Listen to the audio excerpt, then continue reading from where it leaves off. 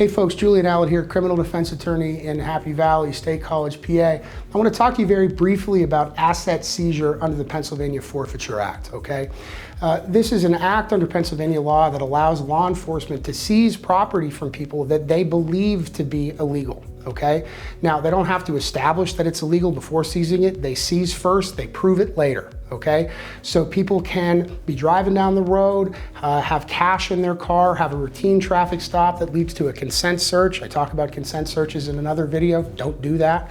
But when law enforcement finds the $20,000, $30,000, $50,000 that's sitting in the trunk, they can simply seize it based on their personal belief that these assets, this cash, constitutes criminal proceeds, and then set about at some point in time later to try to demonstrate in court that in fact it is what's called derivative contraband, and the person should have to prove where it came from, and when they can't, the money's gone.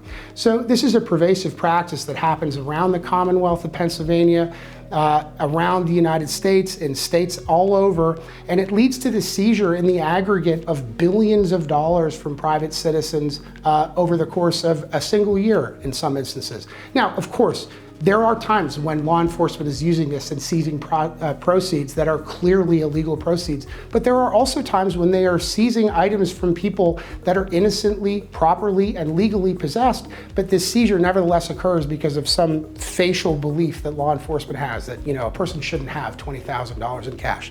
These are cases that I've litigated on behalf of people. I've argued them in front of trial courts. I've argued them in front of the Commonwealth Court of Pennsylvania. I have published opinions on this stuff. If you have had assets seized from you by law enforcement and you'd like to talk to a lawyer about it here in the Commonwealth of Pennsylvania, I'd be happy to speak with you.